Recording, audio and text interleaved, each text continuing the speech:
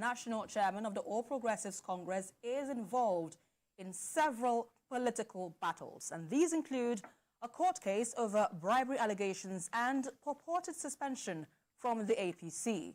But some members of the APC National Working Committee and the Kano State chapter of the party faulted the suspension of Ganduje by the leadership of his ward in Dawakin, Tofa, local government area of the state. The party in the state overruled Ganduje's suspension and slammed a 6-month suspension on the ward executive members.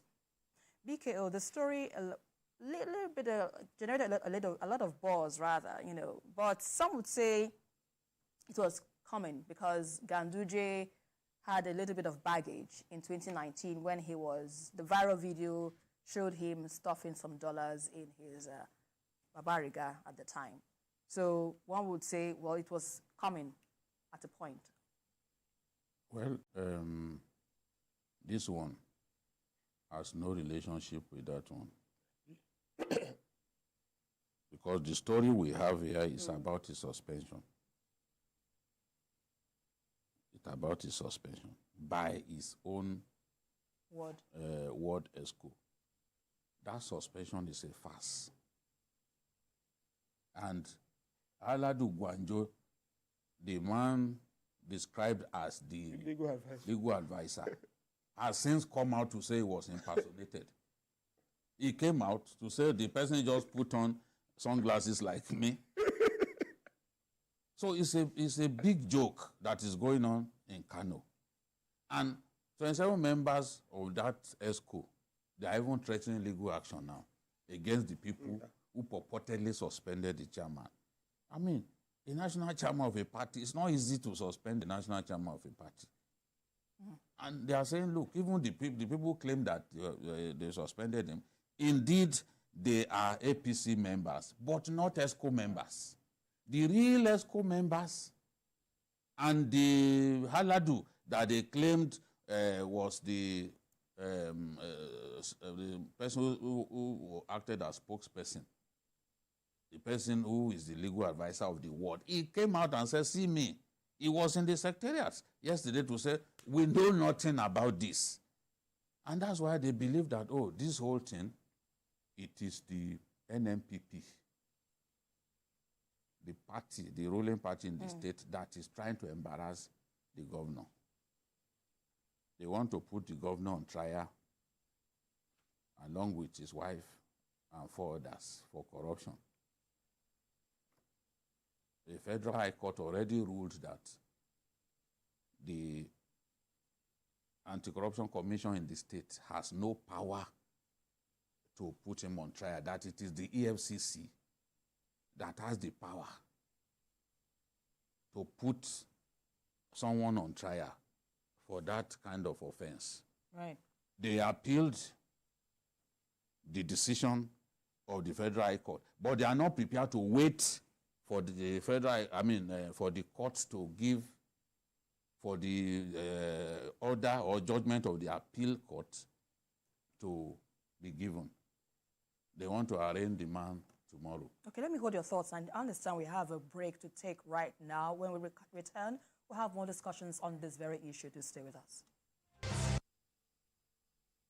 Welcome back. Well, we are still discussing the engagement, rather, the suspension, rather, of APC's national chairman, Abdullahi Ganduje, by his ward in Kano. So, Babajide, you were giving us your perspective before. Yes. We went on. You know, I'm saying that this suspension is a farce. And it's just a group of people impersonating ESCO members of the Ganduje ward in Dawakin Tofa local government. Yeah. Saying they suspended the chairman. And I'm saying that the person who fronted for the mutineers, one Haladu Gwanjo. Haladu Gwanjo was actually impersonated, the real legal advisor of the party in the ward, the one that purportedly issued the statement, came to the party secretary to say, look, we don't know anything about it. He dismissed the suspension. So who did? There's somebody impersonated and put on glasses like him. So they couldn't identify the person? They know the person now, but you now, if they say, okay, this is Allah, do you know anybody by that? It is when you know the person in real life that you can determine whether it's been impersonated. I mean, this is just a small word in Kano. People don't know them. So that is the thing. This is politics. The nasty animosity between Kwankwaso and Ganduje. No one can deny that it has crept into the crisis in the state, has crept into the politics of the state. I've heard that Kwankwaso has plans to go back to APC. But he will not want to go there with Ganduje still there. The two of them can never work in the same party. I predicted back then, and it happened. One had to live for the other. The same way that Tahiru Bafarawa will never agree to be in the same party. That's in Sokoto. Will never agree to be in the same party with Magata Kadawa Amako. There are many of them like that. Politicians who don't see eye to eye. Right. Now, if this man, if Kwankwaso is to return to the APC, it has to be when Ganduje is no longer chairman. So whatever they can do to frustrate the old man and push him out of the party, they will do it so that by the time he leaves the party, he can come to the APC. Maybe the president will give him ministerial appointment and all that. You know that they were planning to, they said the president wanted to give him that last time. Right. So this is high-stakes politics being played. And I remember that after the Supreme Court judgment, Ganduje came to Kano. And he said, do one day she go Jamia APC. Ne Babansade. In English. Do one day she go Jamia APC. Ne Babansade. Whoever comes into APC, I am his father. People said he was referring to Kwankwaso. The meaning is whoever enters, comes into the APC, I am his father. So he was sending a message to the man that, look, because at that time they were having meetings to see whether there can be a merger, so many people can come and all that. So he had to send that message that whoever comes into the party, I am his father. So the rivalry between them has been there. Is there. Now, the governor is Kwankwaso's in-law. So, of course, the governor can be used to bury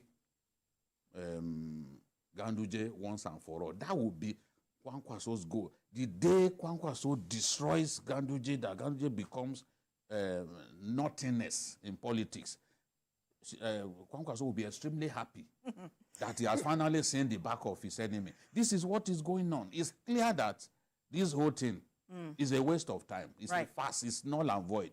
There's no such thing as a suspension. Let's have your thoughts on this. Absolutely, it's a farce. So, personally, I'm not a fan of Ganduje. Right. Okay, after all, we have had chairmen being removed in the past. Oshiomhole, even Abdullahi Adamu. But there are processes. You don't, this one was just, people were just joking. They were just joking. You know, you came up, you said you were suspending someone. But you didn't even have the power to do so. You were not even valid ESCOs because the ESCOs actually came up and disowned them. The party at the local government level in that state disowned them. The state's APC disowned them. So the people they impersonated, the person they impersonated, Aladu Gwanjo, disowned them. So they are just on their own. Meanwhile, we're also told that there are records of their meetings with the other people. Rival party, yes. Rival party. So you could say everything was just it's just a politics. You know, it reminds me dirty of what politics. happened to Abure. You know, they tried to send Abure packing from his ward. It was a waste of time too, because the national leadership of Labour Party ruled that the ward, ESCO at the ward level cannot suspend a national chairman. Right. You know, so these days, since he succeeded with Oshiomhole, they'll be trying to use that trick. But Oshiomhole, it didn't just succeed with Oshiomhole. The governors were exactly. behind that one. And the governors own the party. Yes, the governors were the ones who instigated that one. And the president at that time turned a blind eye to what was going on. Because clearly he too did not want Oshiomhole anymore. You know? So, okay, so in all of this now, Paul, where do you see this leading to? And no, it leads to nowhere. It leads to nowhere. Already, the state government is trying to prosecute the man. They are even the process is even full of hiccups. Right. You understand? So, if separate issues, if you think the man has a corruption case, if you're able to prosecute him, I'm not even saying he's guilty. If you're able to prosecute him, if the courts find him guilty, let the judiciary do its thing. Now, if the party wants the man out, if the party truly wants the man out, the party knows how to get the man out. Not so a bunch of impostors or a bunch of impersonators who even did it in a criminal way. Now, they have brought problem upon themselves because the person that was impersonated can go to court and that's a criminal. That's an offense. Right. So whoever used them, I don't think those who use them will even come out to help them. You understand? So this is leading to nowhere. It's just an exercise in futility. An exercise in futility, you say.